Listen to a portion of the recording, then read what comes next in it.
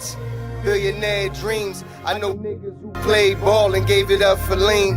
Millionaire thoughts, billionaire dreams, but my account in overdraft, I'm about to scream.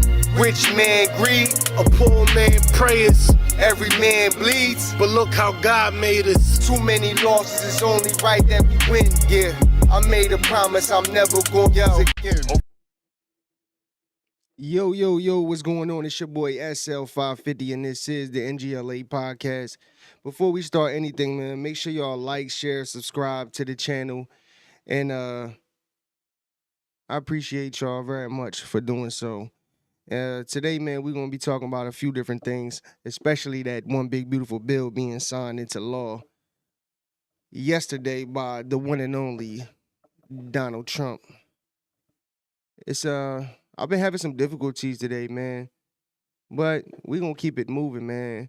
And we got some fireworks going off in the neighborhood, but it's all good, man. It's all love. People out here having fun, and I'm all for it, so I don't give a fuck. I light them bitches off because it's actually a very good year. You know what I mean? The only thing that, damn, maybe it's pissing me off that, you know, when it comes to these laws that go into effect, they always start in the beginning of the year. So we're going to have to wait till probably January 1st, 2026 for this one big, beautiful bill to go into effect officially. And that kind of sucks. But, you know, we already halfway through the year, so it is what it is. Yeah, so we going I want to get into Donald Trump signing. We're going to see Donald Trump signing the bill. And my boy Jesse Waters giving us some news on Fox. And then we're going to get into Stephen A. talking about the communist mayor of New York City. And then Scott Jennings. I watch Scott Jennings on CNN just because it's funny seeing him destroy these Democrat news pushers. That's what I call them. They the Democrat news pushers. It's everything against Donald Trump. But Jesse Waters might have some information on how the Democrats might be going MAGA. Or at least trying to convince people that they are. Let's get into this one big, beautiful bill signing that Donald Trump, the one and only, the big OG. Him up here with Melania. Let me go back a little bit. Let's go. A few moments, we're going to make official the greatest victory yet when I signed the one big, beautiful bill. The one big, beautiful bill. And before I start, I want to tell you that I've never seen people so happy in our country because of that, because so many different groups of people are being taken care of, the military and civilians of all types, jobs of all types. We're adding things like the biggest tax cut in the history of our country, child tax credits. So many things are being added that we wouldn't even have time to discuss them. When we were doing it, John Thune and Mike Johnson right there, I see Mike, what a job they've done. What a job they've done. But you know, it was supposed to be in 3, 4, 5, 6, or 7 different bills. And I was on one of the fake news shows and I said, let's do it in one beautiful, big, we want one big, beautiful bill. I said that to this newscaster, and I think a lot of the congressmen and senators were watching, and they said, let's name the bill that, the one big, beautiful bill. And that's what we did, and what we've done is put everything into one bill. It's never happened before. It's the biggest bill of its type in history. We've never had anything like that before. Nothing like that they thought would be possible to get passed. And actually, I liked it because we had so much in there that no matter who you are, there was something in that bill that would make your congressman or your senator or your congresswoman, much more importantly, raise their hand and support, right, Lisa? So that was something, and it was really something special. So the American people gave us a historic mandate in November. We won everything. We won the swing states, all 7 swing states. We won every one. That rarely happens. We won the popular vote. We won the districts, 2,750 to 505. That's why when you look at a map, it's all red, a little blue on each end, but it's all red. And by the way, red means Republican, just in case. But we made promises, and it's really promises made, promises kept, and we've kept them. This is a triumph of democracy on the birthday of democracy. And I have to say that the people are happy. They're happy. My bad. That's my fault, people. Always do something to fuck the stream up, right? But as look, I wanted to say real quick that that off the rip, what he's saying is 100% facts, though. Yo, I wanted to say that I went to the supermarket yesterday to go shopping, man, and yo, the prices is going down. Like, everybody be talking about eggs and shit, but like, it's a big, huge deal. But the cost of eggs is like $2.72. Them shits was at one point almost like $8. So for it to be down that much, and there was other things too that I buy that were down, like a lot. So, and you gotta think, this is just literally the beginning. It hasn't even went into effect yet. Once it goes into effect, things is gonna go way down. And I just want to see everybody's faces. I want to see everybody. I'm going to literally call everybody. I'm going to call everybody when gas is like $2.25. And I already said it, like, when, see, the game is, they're going to make everything high as shit to the point where when it goes down, so gas, let's just say it was at one point like damn near $4 where we at in New Jersey, right? So if it goes down to $2.25, that's considered cheap because everybody has become accustomed to buying gas at almost $4. In California, it was probably damn near fucking 30 out there somewhere. And even like New York, and them places is expensive as hell for everything. So I can only imagine how much it was there. So if it goes down in New Jersey, gas was considered high at $4, and it goes down to $2.25, which is still kind of high because it was lower than that when Trump was in office the first time. So when it goes down, it's definitely a mind thing because to me, I feel like $2.25 is still kind of high, but whatever. I'd rather pay $2.25 than $3 a gallon, and it's going down now. So I just want to see, like in the beginning of 2026, I am literally going to call everybody who was trying to debate me, who was trying to go against what I was saying, who was arguing with me, who has more money in their pocket by then, who was buying lower groceries, putting lower, cheaper gas in their cars. I just want to ask them, did I give you the truth or did I not? and I just want them to keep it real. They won't, though. They'll still try to debate, man, it's going to go back up. But Donald Trump told you, he said everything is going really down. And everything went red. It was a little bit of blue. Just a little bit of blue. Yo, this nigga funny as hell. And I listened to a broadcast and I read a couple of articles. They have the Democrats, they should have voted for it. They didn't vote for tax cuts. They didn't vote for taking care of people. They didn't vote, not one vote. And we knew that because their hatred of either the country or me or both is so great. They didn't vote at all, and it's terrible. But I just have to say, they have a routine. It's terrible, they say. Terrible, terrible. You saw that guy standing up for hours yesterday. He didn't know what he was even doing there. I say, when's he sitting down? He had a towel. He's wiping his face. That's not too elegant. But what is he? I said, what is he doing for so long? Hey, yo. Yo, I wanted to play that shit. But it's too long, and I'm not going to play and give that nigga any time on my channel. But he talking about Hakeem Jeffries. Yo, they probably got a clip of that shit somewhere where it's like shorter. I might try to find it to see if they do. But yo, he was on the floor for like 8 hours talking about a bunch of dumb shit, a bunch of lies. Yo, he said, right? Hakeem Jeffries said, right?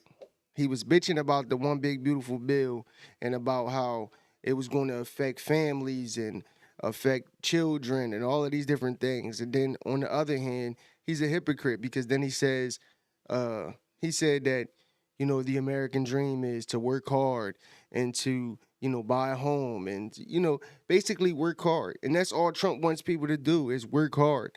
You know what I'm saying? Like, he wants you to get off your fat ass and work. So the people that's bitching is the people that just want everything for free. So, you know, and that's all he's saying. When your kids turn a certain age, you gotta go work. You gotta go do something. You know what I mean? So it's just funny. And not a single Democrat voted for this bill. So at the end of the day, people are gonna see, and this is why they're gonna lose so much, because people are gonna see that everything is going down, that people are putting more money in their pockets, and by the time 2028 come and the next election comes up, people are going to be done with the Democrats because they're going to see that they didn't vote for people to have more money in their pockets, to have lower groceries and nothing. They wanted to stop this bill so you could be more fucked up. So if they got another chance at the election and they won, that they can have you dependent on them. And they were going to fuck you again. Again and again and again. It's only been about 50 years. And they've been in office. Shoot, you got to think. Joe Biden, Obama did 2 terms. That's 8 years. Then Trump. And then Biden. That's another 4 years. So in the last 15 to 20 years, it's been Democrats in office. And the country is in, what, $37 trillion in debt? Damn. And he couldn't criticize the bill. He was criticizing everyone else and everything else. So they've developed, and this is according to the news media, they've developed a standard line, and we can't let them get away with it. Oh, it's dangerous. Oh, everybody's going to die. It's actually just the opposite. Everybody's going to live. This is just the opposite. And I just want you to know, if you see anything negative put out by Democrats, it's all a con job. And they said, and they compared it to just like the con job of Russia, Russia, Russia, and all of the other things they did. The 51 intelligence agents said, and the laptop from hell, it came from Russia, they said. No, it didn't come. A lot of things come from Russia. That didn't come from Russia. And it was all proven out to be a fake job, and that's what they're doing with this. So we just have to look forward, fellas, look forward and just say what it is, because it's the most popular bill ever signed in the history of our country. Whether you're military or anybody else, this is the most popular bill ever signed. And it includes the largest tax cut in American history, the largest spending cut, $1.7 trillion, and yet you won't even notice it. Just waste, fraud, and abuse in American history. So you have the biggest tax cut, the biggest spending cut, the largest border security investment in American history. We want to have strong borders, and the only thing is we want to have great elections, too. You need strong borders and elections, and my people have promised me that we're going to go into elections, and we're going to make sure they're not rigged, that they're not sullied. We're going to make sure that the elections are going to be fair. You need 2 things. You need strong borders, and you need fair elections. And we're going to make sure on the elections also, and our armed forces are one of the most vital military modernizations of all time. It will take place. So we rebuilt our military in our first term, and now we're going to modernize and remodernize our military, including building a great golden dome all over our land, so that if they get nasty with us, it's going to be knocked down. It's going to make any of the golden domes, they call them the iron domes, we're calling ours the golden dome, because we did the iron domes, and we do sort of everything, if you want to know the truth, but this blows it away. We're going to keep you safe. I want to thank every member of the House and Senate who worked to get this bill on my desk, and many of them are here, and I'm not going to mention all their names because we'll be standing here, but I have to mention a few. And especially I want to thank Vice President J.D. Vance, who's been fantastic. Secretary of State Marco Rubio, who's been incredible. We have somebody that it was a passion. I think he actually loved it. It wasn't easy, but he loved it. Speaker of the House, Mike Johnson, who's right here. Speaker, thank you very much. What a job, and he worked so closely with the Senate Majority Leader, John Thune, who's a fantastic guy. And those two are a team that is not going to be beat. When you look at them and you look at their counterparts on the other side, it's not even close. I want to thank both of you people for doing an incredible job. Thank you very much, John and Mike. House Majority Leader Steve Scalise, a brave man. Steve, you know, he suffered a tragedy a number of years ago. I was at his hospital bedside that night with Melania, with our First Lady, and he had no chance. The doctor said he has very little chance, and you look better today than you did then. You didn't look particularly good that night, I will say. But I learned one thing. His beautiful wife loved him. She was a disaster, right? I told him, I said, Steve, I can only tell you one thing. I was with your family, and I was with your wife, and your wife was devastated. She loves you. I've seen a lot of wives that, you know, they don't seem to be so concerned in those situations. That's the kind of wife you don't want. But you have a great, beautiful wife who was really there, and you really have done. You're a very brave guy, and Mike and John and everybody that's standing with you knows it. Thank you very much. I really appreciate it. House Majority Whip, this is a guy who's great. When I have a problem, I call him up, and he gets it done. He's a tough cookie. I don't know why he's not the governor of Minnesota. He comes from Minnesota. He's like, look, he goes, no, I don't want to run for governor. You know, come to think of it, I think that's a good idea. You would win so easily. The guy is terrible. You would win. You just have to take a look at that handsome face of yours, and you'd win. Tom Emmer, everybody. He did a great job. I think you should consider that, although we don't want to lose him, do we? We don't want to. Let's say we are. I think say we are. What a job you did. And Senate Majority Whip John Barrasso, who's incredible. Senate Finance Chairman Mike Crapo. Thank you, Mike. What a job. What a job. He knows that tax stuff. Him and Jason, they really know their stuff. Senate Budget Committee Chairman Lindsey Graham. What a good man he is. I see a poll. He's running, and I see a poll. He's 24 points up. That's not bad, Lindsey. That's not bad. 24 points up in the great state of South Carolina. House Ways and Means Chairman Jason Smith. What a job. Thank you, Jason. Thank you. These people are great. These are great patriots. I have to call them out. House Budget Committee Chairman Jody Arrington. Jody, thank you very much. Jody has been good right from the beginning, and so many others, and they're all here, and they fully understand. They'll never speak to me again, but that's okay. It is what it is, but I just want to thank everybody. A lot of senators here, a lot of congressmen and women here. Lisa, thank you very much, by the way. I have to thank you. Thank you very much. You've been fantastic. So this bill will fuel massive economic growth and lift up the hardworking citizens who make this country run.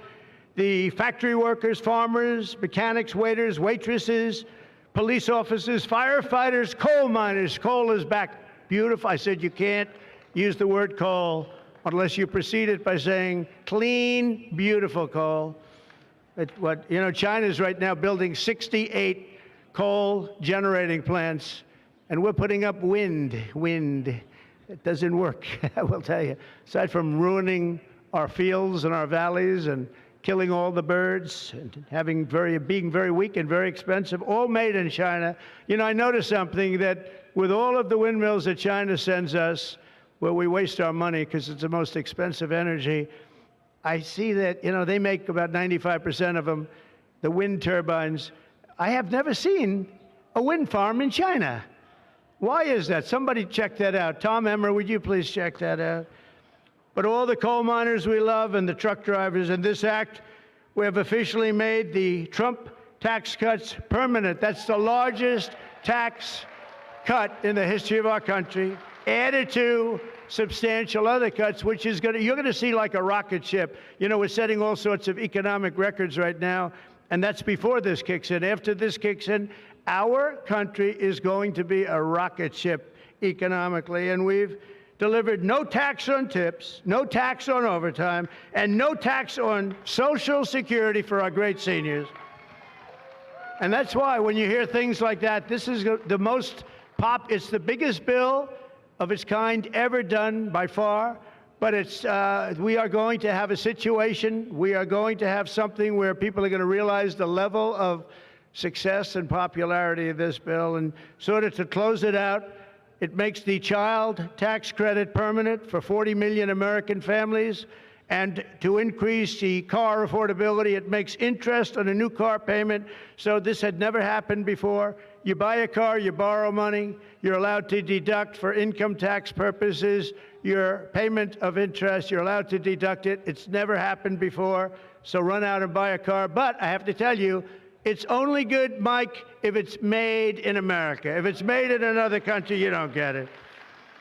And to protect 2 million family farms and other small businesses, we're eliminating the estate tax or the death tax. So if you want to leave your farm or your small business, but the farms are really, they have been devastated, to your children, if you love your children. By the way, if you don't love your children, don't even listen to what I'm saying. It doesn't matter. But if you love, would you live? Yes, I think you love your child. This one loves Barron. So I don't know if we're a small business. I think we're not. I'm not sure that we qualify. I'm sorry, darling. But you know, it was devastating. Farmers, they had to go out and borrow money. And by the way, is that Pam Bondi? Pam Bondi, raise your hand. Thank you, Pam, for being here. Attorney General, she's done an incredible job. So there won't be any, think of this, there won't be any death tax. You're not going to have to go borrow money. Your parents pass away and the farm goes into the bank's hands and gets foreclosed. That's not going to happen. And with 100% expensing for new investments, we're cutting taxes for every manufacturer who builds, expands. And we have expansion at the highest level that we've ever had it. We have hundreds of factories, including car plants and AI. It's coming into our country at levels that we've never seen. And to conclude, not only will we have the strongest economy on earth, we're also going to have the strongest borders on earth. And last month, did you see the number? 0 people crossed our border. 0 illegal people. And that's after Joe Biden let 21 million people, many of them people from gangs and prisons and drug lords and people that were mentally unbalanced, they let them into our country. We're getting them out at record numbers, and we have an obligation to, and we're doing it. So as we approach the 250th anniversary of America's founding exactly 1 year from now, we are creating an economy that delivers wealth for the middle class, a border that is sovereign and secure, and a military that is unmatched, unequaled anywhere in the world. And you saw that. And what a beautiful sight that was, especially after watching what they did just a short while ago. The golden age of America is upon us. We are in the golden age. It's going to be a period of time, the likes of which I don't think this country has ever experienced before. We're going to make America great again, and it's happening very fast. We love you. We thank you for being here. Enjoy the fireworks tonight. And First Lady, I want to thank you. You have been unbelievable. You think it's easy being First Lady? It's not. Thank you all very much. Happy 4th of July. God bless you all. Thank you very much, everybody. All right, that's President Trump wrapping up remarks from the South Lawn of the White House.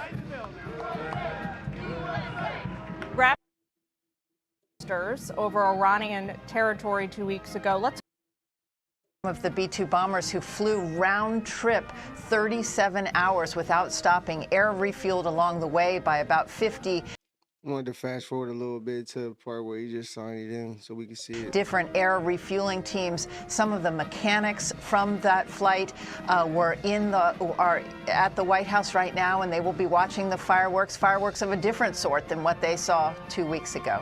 Jillian? We're looking live, Jennifer, at a shot of the president who's about to sign the big, beautiful bill into law. He is surrounded by White House officials, by cabinet secretaries, by key members of both chambers of Congress who helped move the bill through its many drafts and get it signed, passed through both chambers.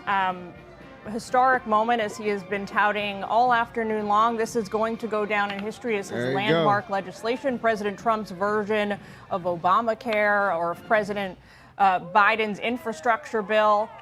Mark Meredith is standing by. He is there, I think, still on the South Lawn.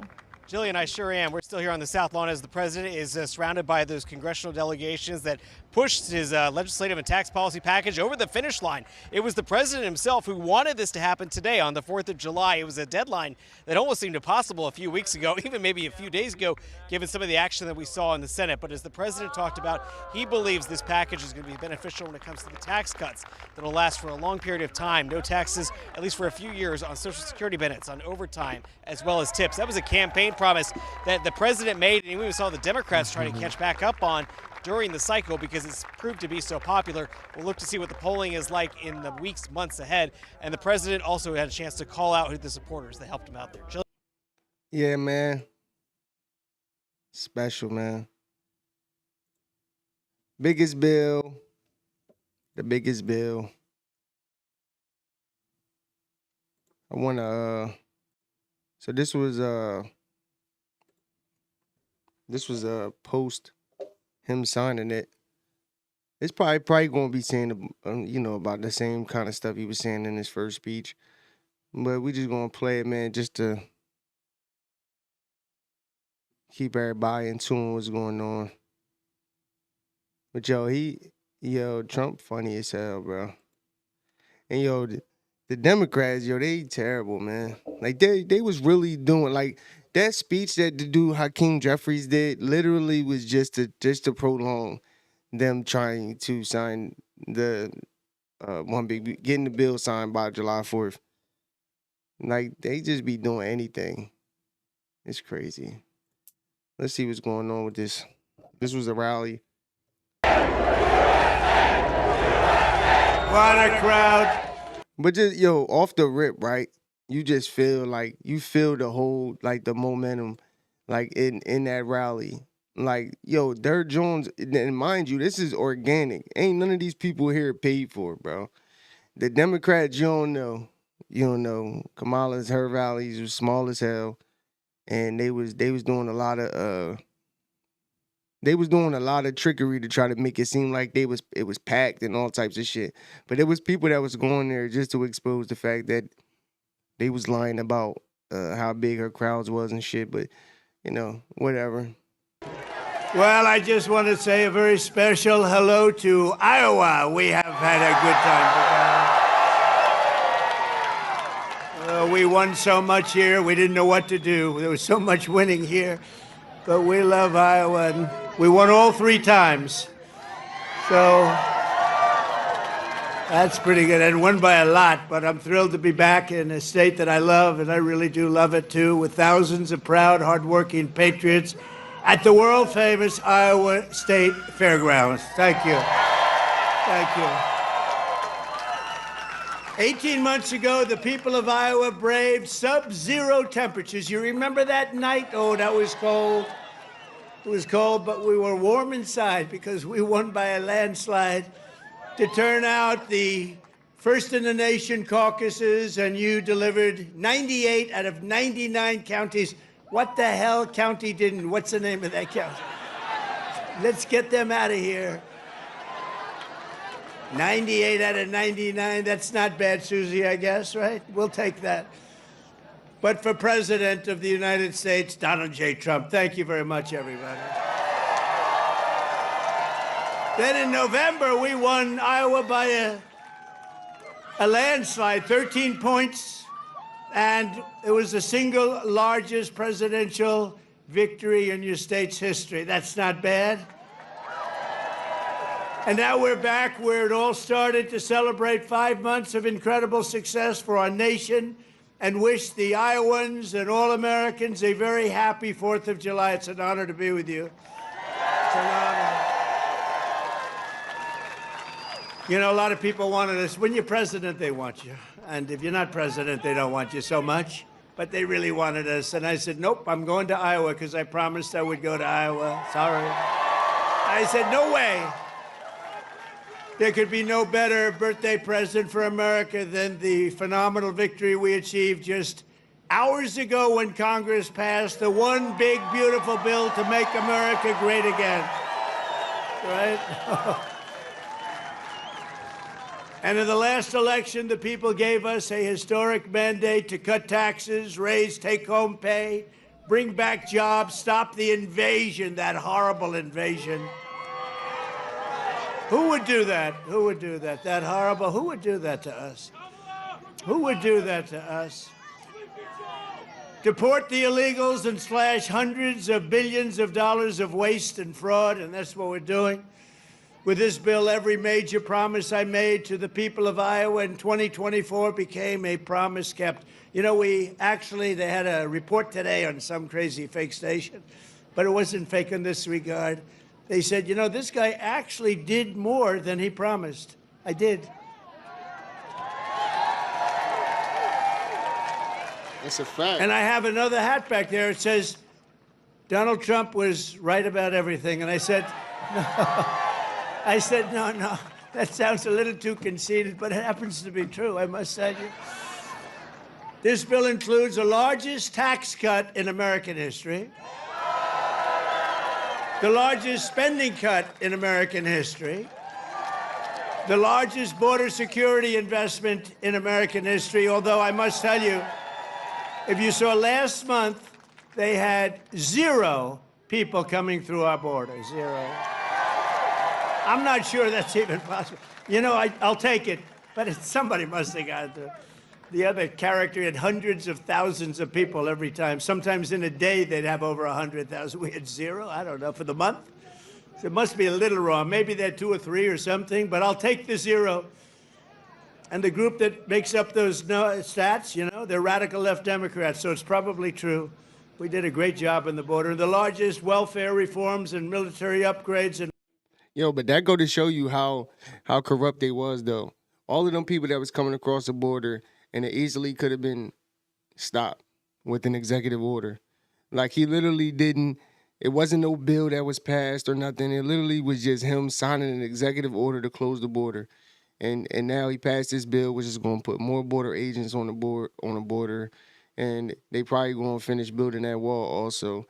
But it just go to show you, man, these people just lie so much. That's why it's hilarious to me when I have, you know, family members calling me or texting me trying to tell me what Donald Trump ain't doing or how he's doing something wrong. But listen, man. Excuse me.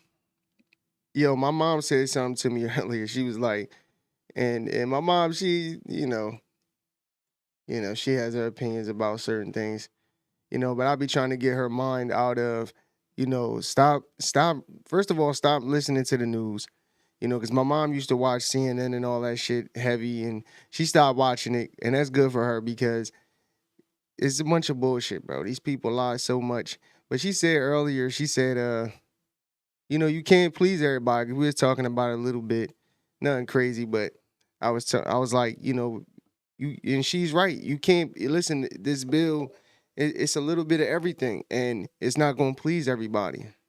But at the end of the day, long as, you know, prices are going down, you know, groceries are going down, and people could put more money in their pocket, I don't see the issue with the bill, because if it didn't pass, it would have been ugly. It would have been real ugly. Well, let's finish watching this. It's almost done. It was I took just a small clip from the rally. in modern times, that's what we're doing. We rebuilt our military in 2016 in their first term. We rebuilt it.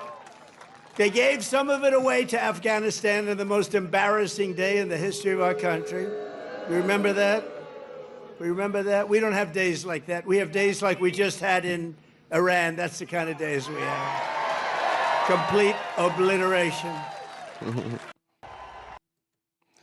All right, that was it. That was a little short video of him talking, I think, Idaho or one of them Jones. But let's move on. Let's move on, people. Let's move on. We're gonna pull up this Jesse Waters.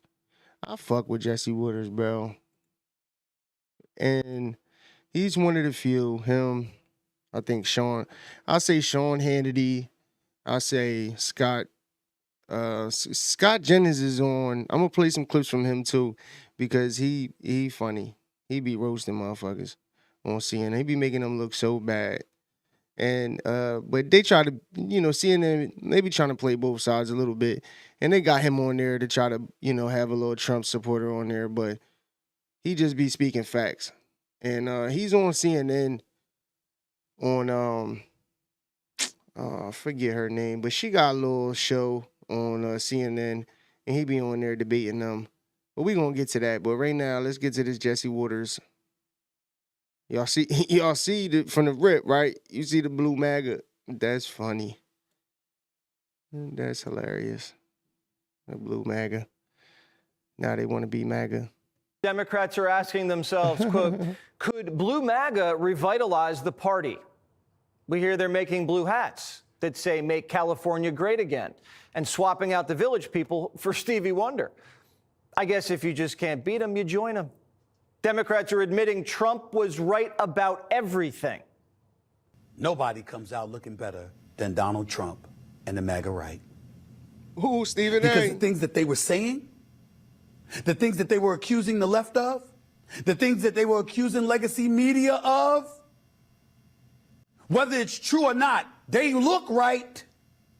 Hey, yo. Yo, Stephen A, yo, I'm convinced, bro, that Stephen A voted for Donald Trump, bro. This dude, bro. Now, mind you, when it comes to the sports world, I fuck with Stephen A. Smith. But when it comes to politics, bro, this dude is the biggest. You don't even know, like, because the way he talks, he'll say something that agrees with Donald Trump, and then he'll kind of, say something that goes against. He's trying to play both sides, bro. But I think he claims to be independent. I don't think he. But when Kamala Harris was running, he was saying how he was voting for Kamala Harris. You know what I mean? So he was trying to play, the Democrat side because he black, of course, whatever. But I'm convinced he voted for Donald Trump, bro.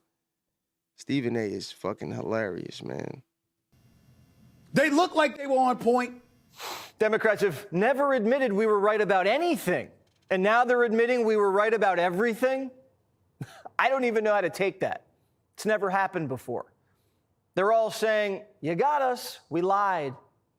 Democrats just spent 4 years arguing that the border was fine, inflation was not a problem, and Joe Biden was up to the job. And I think that 4 years of that message was really harmful. I think there are a lot of reasons why there are crises in confidence in the news media, in Democratic Party, in institutions. And I think all of it needs to be hashed out, acknowledged, and discussed. Was that Tapper or Hannity? This isn't fun anymore. What's the point of having two parties if one side just keeps saying the other side's right? Did Democrats just surrender? Tapper's even saying we were right about lawfare. I think it is problematic when people run for prosecutor and promise to go after a specific politician. And both Letitia James, the Attorney General of New York, and Alvin Bragg, the District Attorney of New York, both of them did that. And that, to me, is problematic because you're not saying this is the offense and we need to bring justice to this perpetrator. You're saying, I'm going to go after him. And I think that there was a degree. Yo, bro, this dude is so fucking fake. He just trying to sell his book. He hilarious. This is the same dude that was pushing all the same shit that all of these other Democrat news anchors was pushing. He was one of them that was pushing all of them. And now Donald Trump won. Everybody wants to be on Donald Trump's top. So now he's trying to get. He's got a little book out. Don't buy it. Don't support this nigga Jake Tapper, bro. He's a fraud like the rest of them. To which that was tolerated by. Yo, is it me or is the dude next to this motherfucker look like a fucking creep? Look at him. He look like he be looking under stalls and shit. Like, what the fuck is wrong with him? Why he look like, why does he look like that, bro? He look crazy. The media writ large. I'm glad he's saying it, but why didn't he say it on his show? The guy was on the air for 2 hours a day? Facts. CNN called it the trial of the century. Now Tapper's saying, yeah, it was all cooked up by Tish and Fat Alvin. It's not like this was even covered up. There was tape of Tish and Bragg saying it. Even Morning Joe's admitting Republicans were right about everything. But they're taking credit for it. If you were a conservative at Harvard Law School, anytime you opened your mouth, you better have thought through it about 20 different times because you were going to get crushed. Whereas, and here's the important point, now we talk about why the left may be adrift and at lost. The other side of that is the intellectual laziness that that occurs every time you open your mouth and they all agree with you. Yeah. And you're part of groupthink. So you never have to defend your ideas. So when you go out and run a campaign and you think everybody's going to agree with you, it's just the opposite. Scarborough's like the bully who picks on a kid and then takes credit when the kid turns out to be a winner. Groupthink? Sounds like Morning Joe. They're not just glazing us, they're turning on each other. Democrats just did what Obama told them to. They whacked Biden, and Obama's aides ran Kamala's campaign. And now they're realizing the Messiah can't walk on water. People are starting to complain, oh my God, the Obama people, they're running everything. Sometimes you get a sense that they think they know everything, they run the world, and in some cases, you can understand it because, well, they did win 2 presidential elections. But at a certain point, that class of folks has to start listening to the next generation coming up because they have ideas. They have ways of reaching out to the voters, to men, to the Obama coalition that they just don't have. They don't have the feel for it because they're not from that generation. He just called Barry a boomer. And Chuck Todd said, Boomer Barry? Yo, I want people to remember that Barack Obama, his name is Barry. What is that shit? Hold on, I gotta look it up. It's Barry Sotos or something, Sorotos or some shit. He got a fucking Spanish name or some shit. Anyway, it's Barry. It's not Barack. He changed his name. And I gotta pull up a clip of Timu Obama, motherfucking Hakeem Jeffries. He's hilarious. Was the one who ran men out of the party. You spent 15 years essentially ignoring that vote. And in fact, not only ignoring it, interest groups going out of their way to marginalize that demographic group. And then you're shocked when that demographic group doesn't think the Democratic Party wants them to be members. Barack Obama accused the Republican Party of a war on women. You remember that? Romney had a binder full of women he was trying to hire, and they called him sexist. Mitt Romney was sexist. Every judge Obama appointed was a woman, which is fine. But after a while, I mean, come on. And then they went way overboard with Me Too. And race relations in the country hit an all-time low under Barack. Now Democrats are saying, maybe we should be nicer to Whitey. The white dudes for Harris hat didn't work. The DNC is trying to court guys who just want to get laid and have fun, remember? So they sent in Mayor Pete. What does Bearded Pete think they should be talking about? We should be talking about how, if Speaker Johnson got his way, it wouldn't be possible, not just for gay people to get married, but for straight people to get divorced, let alone like birth control or how he would want to regulate porn or whatever most people would have a problem with. Gay marriage, divorce, and porn. That's Pete's pitch to white guys. Hey guys, don't forget to wear a condom. Look who else they're sending out. I love young men. I love frat. Yo, she fat as fuck, bro.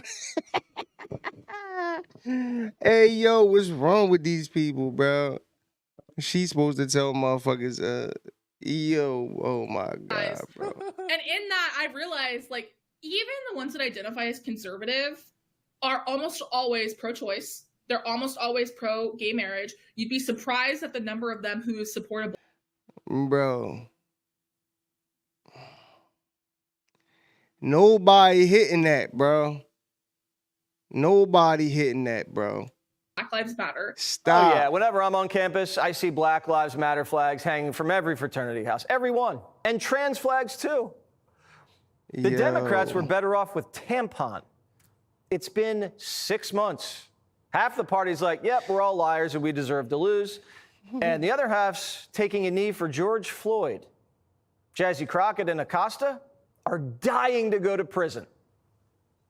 And I'm worried about folks like yourself, Congresswoman, because I have to assume that, you know, of course they would like to arrest you and some of the others who are more outspoken in the House. That's just me thinking that. No, you're absolutely right. It's sad that people are fearful and that they are looking at people like me and really scared because they know that there is a target on my back when you have the president of the United States who consistently drops my. Yo, hold on. How much you want to bet she bring up race? She's going to bring up Donald Trump being racist or some type of racism in what she says, because that's what she does. Name and never watched it, guaranteed. Gets yeah, what's that all about? Oh, they all told us Trump had an enemies list. I'm still waiting for the first I arrest. wanted to see it. Who's Trump arrested besides bad hombres and the linebacker in Congress? Who? James Comey's making death threats, and he's on a book tour and on a beach. I'd actually like to see a little bit of retribution. Biden pardoned so many cronies, Trump probably has no one left to arrest. You're not going to believe who the Democrat power brokers want to nominate. Are you ready?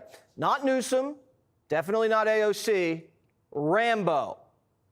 If you go have lunch at the grill room or go have lunch at the Capitol Grill or go to anywhere where Obama Clinton types congregate, they're pining for Rahm. They think Rahm is the strongest candidate in many cases. A short Jewish millionaire from Chicago, and he's 65. That is an interesting choice. I'm sure the crowds will go wild. Behind the scenes, they're putting together a shadow cabinet, and some of them still won't even say sorry for the shadow government. The former First Lady should certainly speak up about what she saw in regards to her husband and when she saw it and what she knew, because I think anybody looking again at the videos and photo evidence of Joe Biden with your own eyes and a little bit of common sense can see this was a clear cover-up, and Jill Biden was certainly complicit in that cover-up. The Biden clan lied to the country for 4. Hey, yo, I seen a video where a guy was analyzing. So it's the whole auto pen scandal where they said that basically, you know, they said Obama was running the White House. They said Jill Biden was running the White House. We don't know, but they're investigating it. But a guy analyzed Joe Biden's signature and Jill Biden's signature, and the auto pen signature and Jill Biden's signature are damn near identical. And he based it off of, if you looked at the B in Biden, how Joe wrote it and how Jill wrote it, the one that was the auto pen was identical to Jill Biden's signature. So it's not far-fetched to believe that Jill Biden was the one that pardoned her whole family, because she knew that they was doing a bunch of corrupt shit behind the scenes.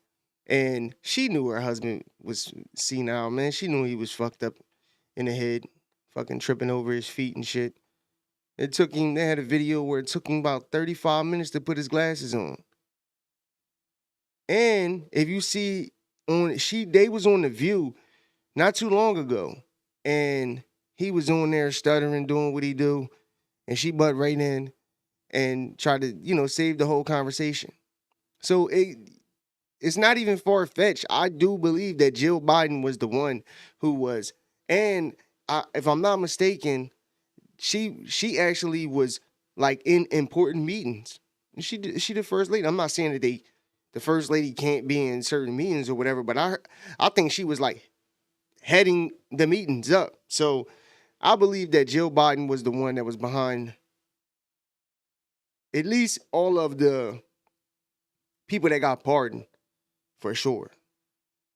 These people, the Biden family, corrupt as shit. For years, and they have no remorse. We never got somebody that said, we should never have done this. I can't believe we did it. In retrospect, it was a mistake. How arrogant we were. I mean, even, you know, there was a top White House aide who acknowledged to me that this short 10, 15-minute interview I did with Joe Biden in October 2022, he would not have been capable of doing in October 2023. That admission was stunning to me, but it did not come with, and we really made a mistake. We shouldn't have run him. What an error. I can't believe we did it. It didn't come with that. Democrats confess they lied, but are saying they'd do it again. They say they prefer a president in a coma, controlled by a shadow cabinet over Trump or any Republican. Democrats claim they're having a come-to-Jesus moment, but really they're just trying to sanitize the crime scene and sell books. In terms of the left, it's a money grab. I mean, that's not the case. It's not. This is. I don't want to get into where my money comes from, but I'm seeing it come from the left. It come from George Soros. Look, yo, you know this, right? The whole time he was talking, he was like normal. As soon as he brung up the fact that he dropped his book and it was a money grab, he started scratching his back and everything. He got nervous as shit. That motherfucker started scratching his back. He didn't know what to say. I don't want to explain where I get my money from. I get my money from people who just want to buy my book. CNN is my main job, and that's where my main source of income by far. Very few people write books to make money. I mean, the idea that I would do this for money is it's. Oh my fucking God, bro. So people just be writing books. They just want to fucking type. They don't want to type for money. They don't want to write books for money. I just wrote a book because I felt like writing a book, and my book was so important to me. I had to let the world know about my book. It's silly and not true. Democrats just want to be on the winning side now. That's because hilarious. Being right sells. Even with all the book buzz, Tapper's CNN show had its worst month in 10 years. The man's in quicksand. The more he fights, the deeper he sinks. The country is changing. A majority of the Democrat voters now think populism's cool. They'd rather have populism than promises of abundance that Democrats never deliver on anyway. The country wants doers, people with common sense, and leaders who tell the truth, not people who lie to them and then write tell-alls to make a quick buck. You know the easiest way to make money in this business? Tell the truth from the beginning. Tell the truth from the beginning, people. Man, these people are fucking corrupt as shit. It's hilarious. Hold on, because I want to play this. Hold up.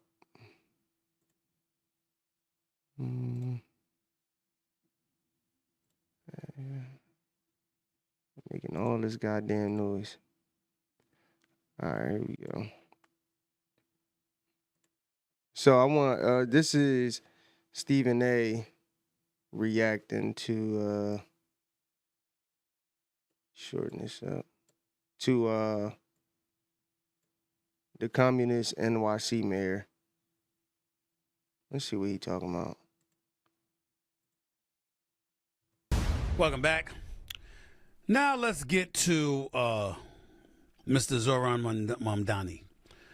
He is the man, the Democratic socialist, self-proclaimed Democratic socialist that ran for the mayor's seat in New York City. Anyway, he had a big win in the New York City's mayoral Democratic primary last week, and it turned heads throughout both parties. Mamdani, a member of the state assembly since 2021, would be the city's first Muslim and Indian American mayor if elected. Incumbent Mayor Eric Adams skipped the primary and plans to run as an independent in the general election. Former New York Governor Andrew Cuomo, whom Mamdani defeated, has not ruled out the option of running as an independent himself. Cuomo and Mamdani represent the Democratic Party's ideological divide, for those of you who have not been paying attention, with one candidate, Mamdani, being a young progressive who identifies as a Democratic socialist, and the other, obviously Cuomo, who's an older moderate from a legacy political family. And there are some who fear the direction of the party is headed with this, where the party is headed with this shift in New York. They should be worried. They should be worried. Ladies and gentlemen, let me be very, very clear. If the Democratic Party becomes the likes of Zoran Mamdani, who, by the way, I like, not trying to throw any shade on him or anything like that, but if the Democratic Party becomes him, you have no chance. You have no chance on a national basis in terms of the presidency. In Senate seats in the House, you have no chance. You have no chance. I want to be very, very clear about that. You might have a Democratic socialist sprinkled here and there, but that ain't what America is. America's about capitalism.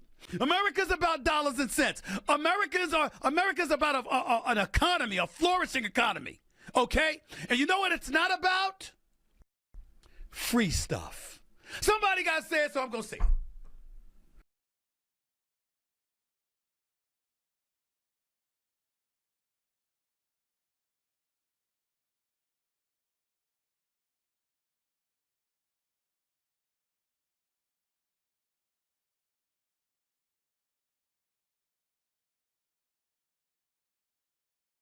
God damn it.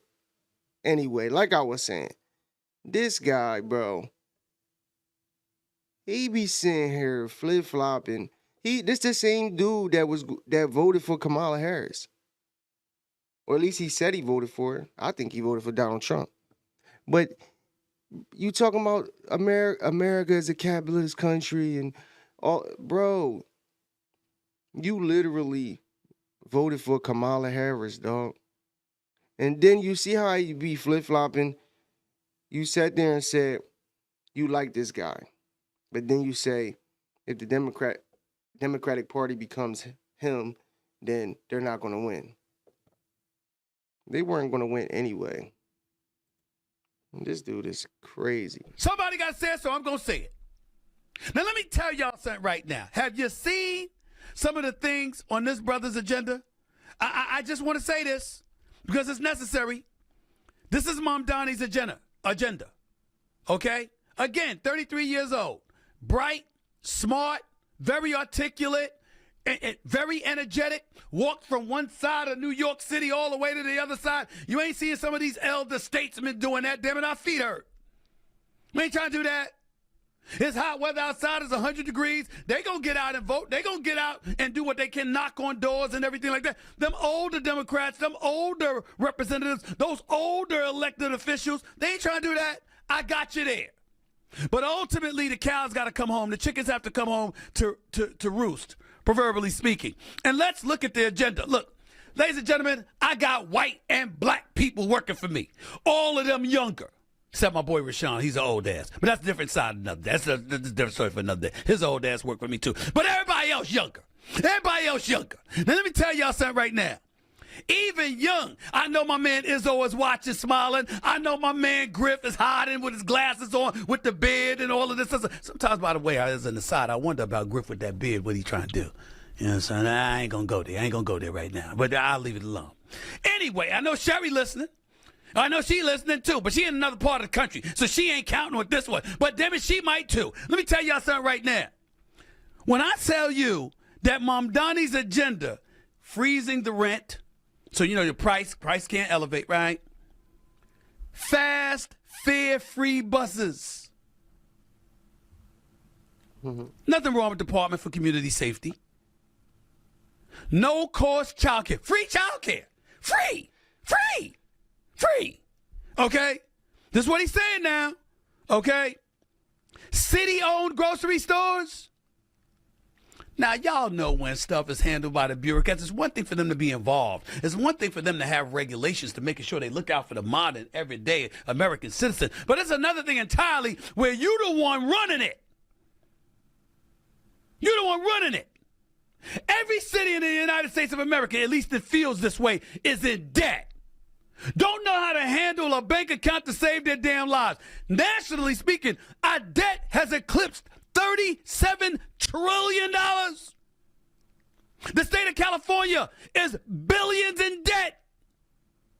New York City ain't too damn far behind. And we're supposed to listen to you say that you're going to be in charge of grocery stores? Really? Really? I mean, come on now. I'm laughing. I know my man Rashawn sitting there looking at me, probably smiling all that. I get it. I understand. But y'all know I'm telling you the truth. Now listen, let me tell you this.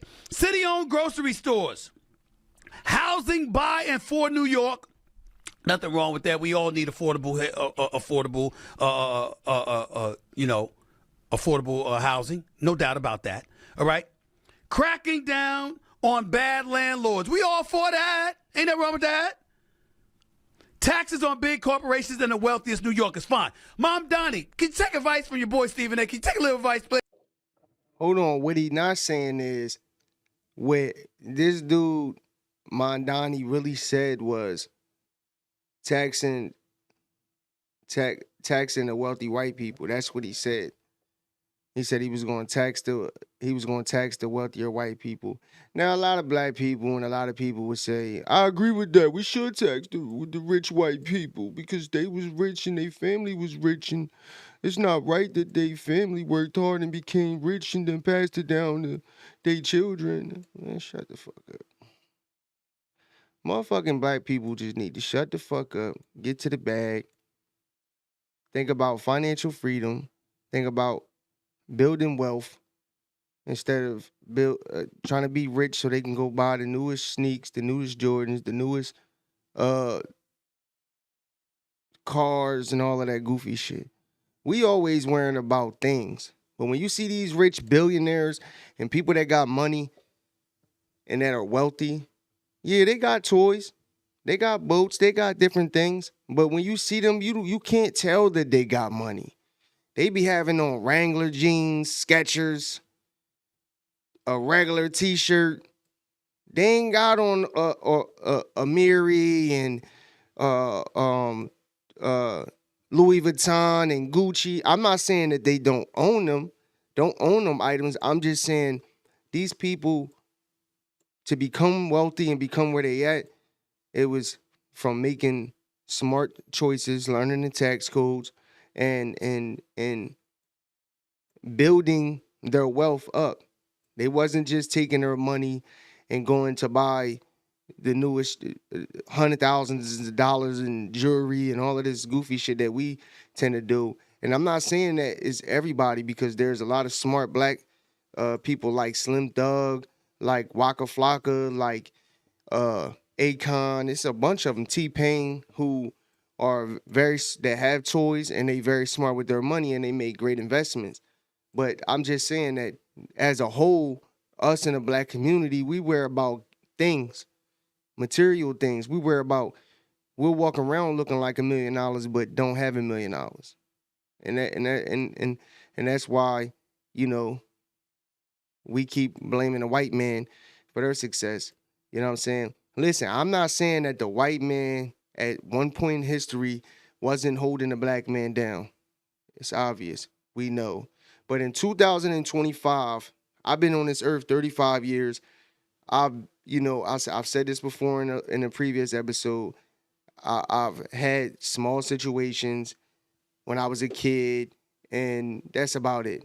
But nothing crazy. And at the end of the day, white people was never holding me back at all.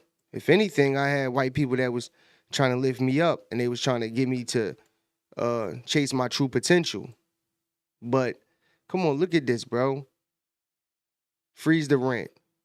So you're trying to tell a person that owns property what they can rent their property out for? We live in the capital of this country, bro. You can't choose what I want. If I buy a property and I build it up, and I'm looking at the market, and the market is, depending on, how much work you put into the home, and depending on the neighborhood it's in, I'm going to base it off of that, on what I'm going to rent my property out for or what I'm going to sell it for. I'm not basing it off what you think that my property is worth. I'm like, what are you talking about? And then, now, the free bus thing, I don't even know how that even works. You know what I'm saying? But at the end of the day, like, bus fare and shit is already cheap. So I don't see you giving it. I don't know about that one. But taxing, my whole thing is we shouldn't have to tax. You want to tax big corporations and the wealthiest New Yorkers. So you want to tax people. And this is what people don't understand. If, let's just say this dude gets in, right? And he passes and he says all of these things that he's going to do and he does them. All the wealthiest people are just going to move. You think they're going to stay in New York, bro? No, they can afford to move out of New York and they can afford to move to Florida or Texas, anywhere they want, and still work in New York and do business in New York if they want to. The only ones that's going to get fucked in these scenarios is the poor people. Because if you take the business out of New York, and this is why this dude is not going to get elected, because people like Donald Trump and these wealthy people, they understand business and they understand the economy. And they understand that if business leaves New York, it's going to hurt New York. So it's not hurting anybody but New Yorkers who can't afford to just up and leave New York. But best believe, if you try to tax these big corporations that are in New York, they're just going to move. That's what they did when they was raising when the taxes and everything was high. All Apple and all of these different Nike, they moved out the country. They ain't moved to another state. They moved out the country. So that's why Donald Trump was trying to lower the taxes and make it to where these companies felt good coming back to the United States. Because nobody, listen, if you're Elon Musk, they can just be gone. They can afford it. This dude is the richest man on the planet. He can afford to go anywhere he wants. So that's all they're going to do. All of these wealthy people that you're going to try to tax more than everyone else, they're just going to move, bro. So it just doesn't make sense to me. Listen to a little more of this. Why didn't you just take free buses, no-cost childcare, and rent freezes and put them on the category of taxes on big corporations and the wealthiest New Yorkers? Why didn't you just lump it all under that one category? It wouldn't look as bad.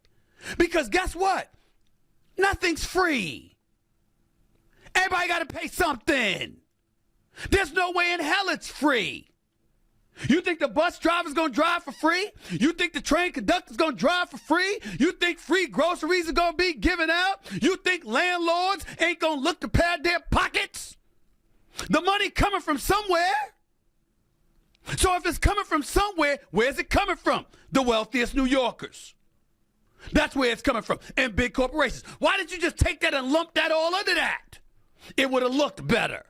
But you didn't. He ain't worrying about it looking better. At the end of the day, even if he lumped it in there and wasn't open about it, it still would have came out. It still could have came out. Unlike us, people like us who don't go out and actually read the bill or read these laws and different things. You think that these rich corporations aren't reading? They got lawyers for days. They're going to see what this guy is about. And like I said, they're just going to move, bro. They're just going to be out. And do it. Instead, you told on yourself. And this brings us to a different subject and something more palpable. You understand? Something more palpable. And I want my team to listen. I want everybody to listen. I want Rashawn to listen. I want Sherry to listen. I want Izzo and Tom and Fudge and everybody. I want you listening. This is very important, Chris. I want everybody listening. It's very, very important. My staff tries to deny it, but they love me. They do. And they try to hide it, but they love me. You understand? I get it. You know, I mean, because to be honest with you, ladies and gentlemen, you know, I got a secret to tell you that you might not realize. You know what that secret is?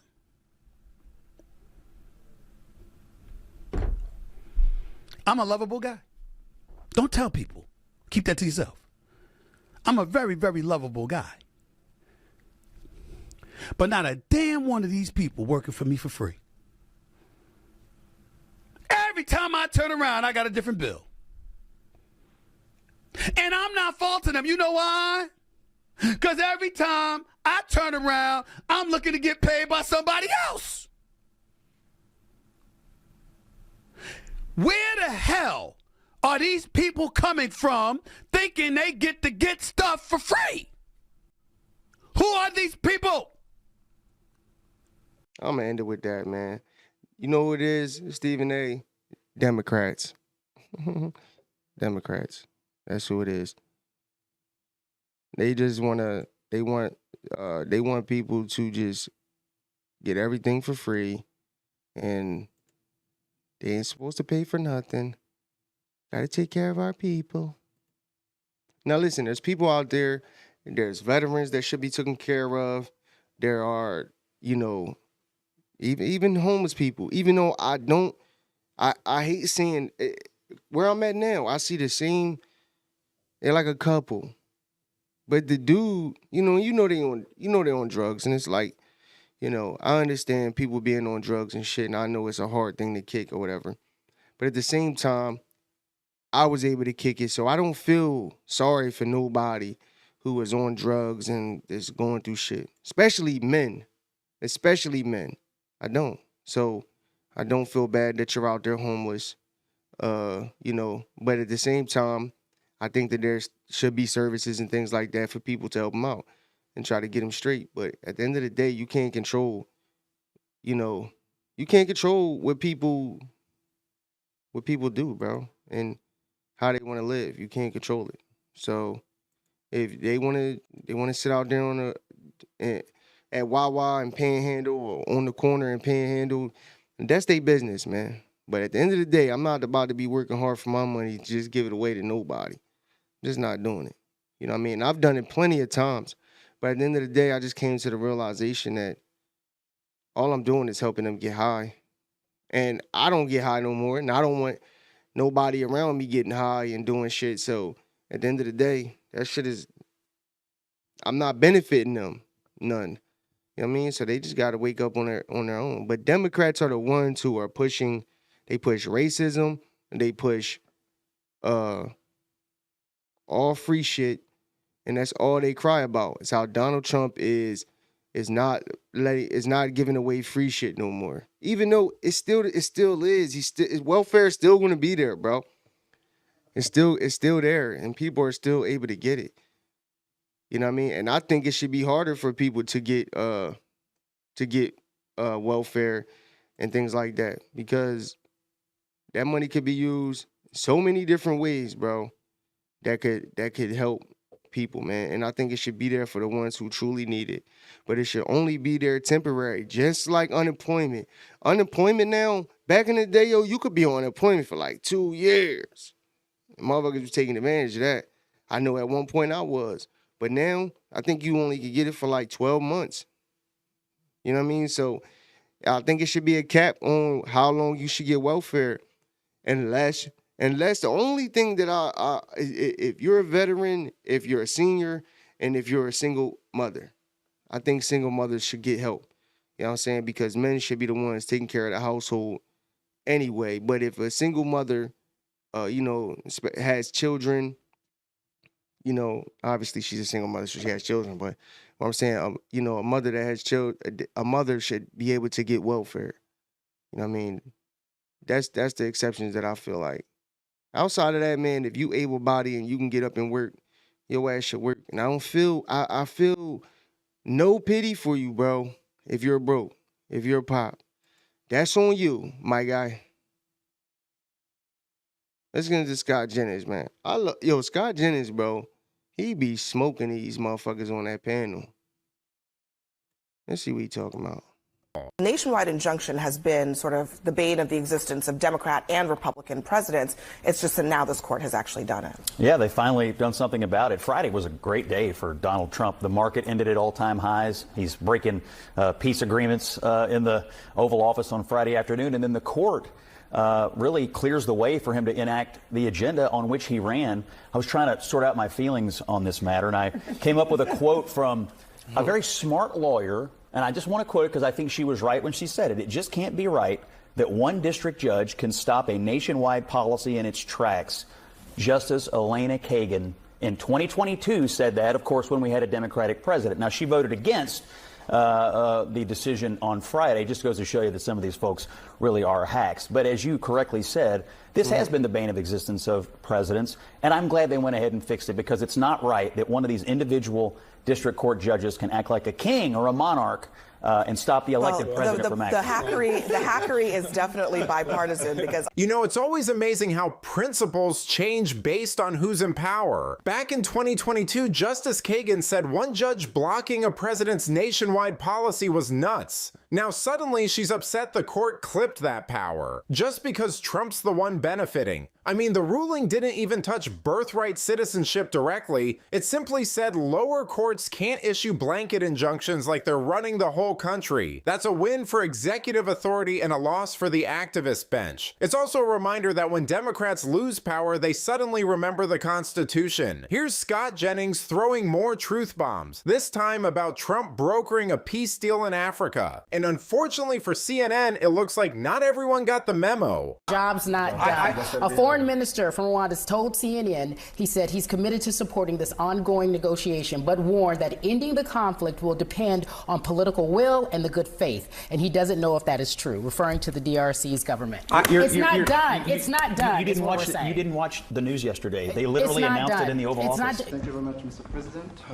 This is indeed a historical day. Because it's the signing of a peace agreement between Congo and Rwanda to end a conflict that has been going on for 30 years. Let me ask you a question. Literally. Now look at her. Like, he just smoked her that quick. What are you talking about? They literally just came to an agreement yesterday. You obviously, you're on the news, but you don't watch the news, I guess. In the Oval Can I say something? Friday afternoon. You said something earlier. You said, and you kind of agree with Pete when he says there's something about the media where they feel like they want to disprove Donald Trump. Is that what you said? Something to that effect? It happens every day. And you think that's what they want to do, right? You think the media is going in to say he's lying and he's not telling the truth. Do you believe that? That is the standing disposition. Do you believe that he tells the truth? Yeah, I do. Every time? You think all presidents you do that? think the president tells the truth? This current president tells the truth often. Yeah, I do. Okay. I also think that, to our point that we haven't established, he does announce things before it's too soon. They literally had the countries in there. The program isn't. I feel like you should watch the news before you come out here. I feel like you should stop trying to defend him just to defend him. I feel like you should watch the news. You should stop. You know, when a Republican president helps end a 30-year conflict in Africa, you'd think maybe, just maybe, it would get a little credit, but no, because it's Trump, it's brushed off or called vague. I mean, if Obama had helped secure a minerals-rich peace treaty that got Rwandan troops out of Congo and opened the door to Western investment, they'd be engraving his next Nobel by now. Instead, CNN panelists act like they've never heard of it. Jennings had to remind them it was literally signed in the Oval Office the day before. This is how media bias works. Pretend victories didn't happen unless it fits your script. Here's Jennings again clashing with Ashley Allison as he lays out all of Trump's recent wins. I mean, this is obviously very controversial, partly because, in addition to all of this, it just opens the door to Donald Trump just going crazy in terms of executive orders. He can issue an executive order today and will, likely. He said so today. And he knows that the lower courts cannot carte blanche stop him, which hugely increases the power of the executive. Yeah, look, this is a great week for him, not just because of this ruling, but earlier in the week, the Supreme Court handed him the ruling on being able to deport illegal immigrants to third-party countries, essentially. Ew. So he's on a little bit of a winning streak in the courts right now. And you know what a lot of Republicans are saying is no. Ew, look at her face. Oh my God. She's like a fucking cartoon. Ew. We're not tired of winning yet. This happened. The stock market's at a record high. He brokered the ceasefire. Hey, yo, look at their faces. They be so sick. But look, Scott Jennings be coming with all facts. They come with all feelings. And she's talking about Donald Trump using executive orders. Literally every president uses executive orders, bro. Well, like, what are you talking about, bro? Just like dude said, if the Democrats do it, it's fine and it's okay. But, you know, just like he said, that judge said that no district court judge should be able to issue a nationwide injunction. And then now they're literally doing that. So, bro, they're hypocrites. In the 12-day war, peace broke out between Rwanda and the Congo. Look how I mean, uncomfortable they gas look. prices are at a 4-year low for the summer. I mean, win after win after win. After And this win. particular one is the most important because these individual judges had been, I think, unfairly stopping the president from governing. A couple of things. One, this is why in Trump 1.0, getting those justices on the Supreme Court were so important. Your former boss preventing Barack Obama, some might say unfairly, from getting his nomination Ooh, not a black lady agreeing with Scott Jennings and Donald Trump. Not a black woman. Contradiction of what he did when Justice Ruth Bader Ginsburg. Yeah. But elections have consequences. Today was a victory for Donald Trump. But here's the thing. If we follow the Constitution, which I don't know if this man will, in 3 years, he won't be the president anymore. 3.5 years, he won't be the president anymore. And that same ruling could apply to a Democratic judge. And so when DACA comes out or other student loan debt comes out and your side is going to try and put an injunction, I don't want to hear, oh my God, the executive is overreaching. You're going to hear it. Yeah, but that's the hypocrisy of it. Of course it is. You know, Jennings laid it all out. Supreme Court rulings on nationwide injunctions and deportations, a historic peace deal in Africa, gas prices hitting a 4-year low, and the stock market breaking records. I mean, that's not spin. That's a highlight reel. And how does Ashley Allison respond? Not by challenging the facts, but by worrying Trump won't leave office and warning future Democrats might use the same executive power. When liberal judges blocked Trump, it was heroic resistance. Now that those blocks are gone, it's a constitutional crisis. This is what 80-20 issues look like. Trump scores win after win, and the only thing the left can do is pretend it's all some kind of threat. But let me know what you think. Does this week prove that Trump's president? Yeah, man. I just wanted to show that because it just goes to show you how biased that these people really are, bro. They don't care about the truth. They just want to give you spin after spin after spin. I want to look something up.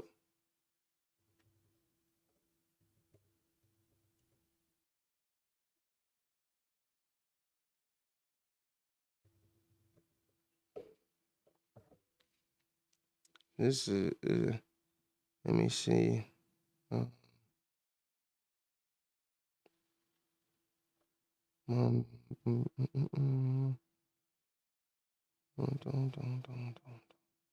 Crazy part is you can't even believe it. You can't even really look at anything and really believe it, to be honest. Because people lie so much, man.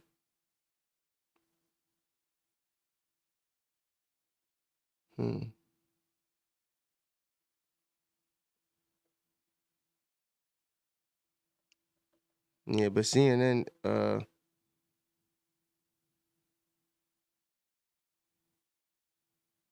you could definitely go look at it though. But CNN definitely was reporting that outside of Donald Trump's approval rating, was going up all crazy. Like, listen, bro, the American people have spoken. They gave him a mandate. He won all the swing states. Donald Trump is the president of the United States. But the one thing that people gotta respect, no matter what, Ben, about Donald Trump is that he literally and some kept all his promises that he said on the campaign trail.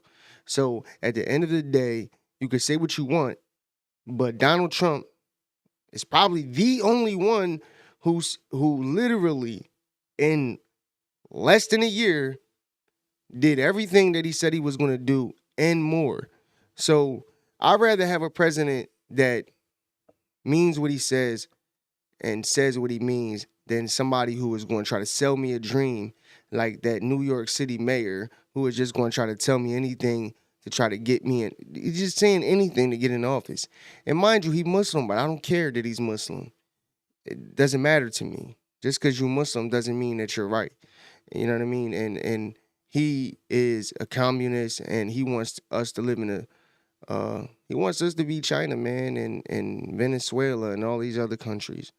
He wants the government to be able to control how much you eat, how much your rent is, how many kids you got, all types of shit. I guarantee you. Like, these people are ridiculous, bro. And I just don't see, honestly, to be real with you, I don't see them, at least for a long time, I don't see them winning another election, bro. These people are done for, people. They're done. They're done, man. But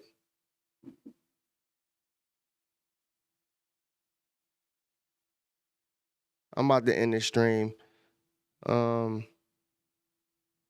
This your boy SL550, man. And if y'all fuck with the content, man, make sure y'all like, share, subscribe to the channel, and click that notification button so you can get notified every time I drop a video, man. I'm not going to try, man, because I don't believe in trying. I don't think try is a real word. You either do it or you don't. And I'm going to do 2 videos tomorrow, and I'm going to have my little one. So I'm going to still do 2 videos. Somehow, somewhere, I'm going to make it happen. I'm going to do 2 videos tomorrow and going to have some fun. If I don't, then I guess I lied. But make sure y'all subscribe to the channel, man. This your boy SL550. Make sure y'all comment also. I'm out, man. Millionaire thoughts, billionaire dreams. I know niggas who played ball and gave it up for lean. Millionaire thoughts, billionaire dreams, but my account in overdraft, I'm about to scream.